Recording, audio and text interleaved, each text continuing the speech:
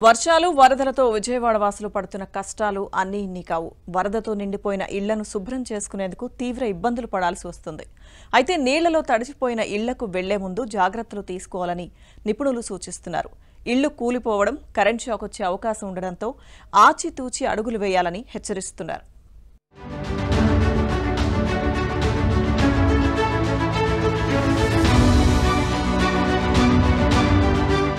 భారీ వర్షాలు వరదల ధాటికి విజయవాడ పూర్తిగా నీట మునిగింది. చాలా వరకు ఇళ్లు వరద నీటిలో మునిగిపోయాయి. దీంతో చాలా మంది పునరావాస కేంద్రాలు, బంధువుల వద్దకు వెళ్లిపోయారు. అయితే తిరిగి ఇళ్లకు వచ్చేటప్పుడు వారంతా జాగ్రత్తలు తీసుకోవాలని నిపుణులు సూచిస్తున్నారు. నీళ్లలో పూర్తిగా నానిపోయిన ఇళ్లలోకి వెంటనే వెళ్లకూడదని, దాని నాణ్యత ఏ పాటితో 1-2 సార్లు పరిశీలించాకే వెళ్లటం శ్రేయస్కరమని సూచిస్తున్నారు.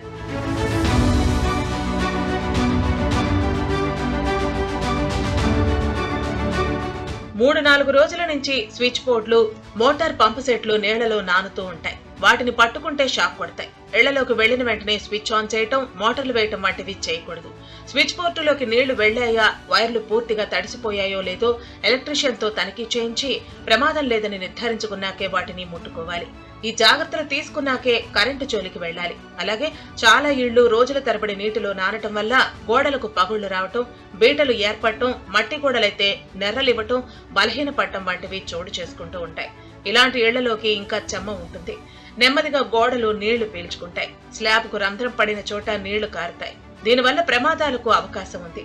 యజమానులు తమ ఇళ్ల గోడలు, స్లాబ్ వంటివి సురక్షితమా కాదా అన్నది తనిఖీ చేయించుకోవాలి. ఆ తర్వాతే ఇంట్లోకి ప్రవేశించాలి.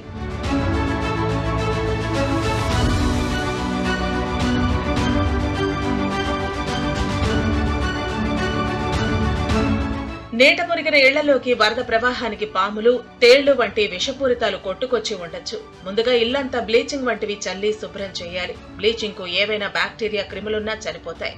అలాగే 4 రోజులుగా బైక్లు మొదలుకుని కార్ల దాకా చాలా చోట్ల నీళ్లలో తడిసి ముద్దయ్యాయి.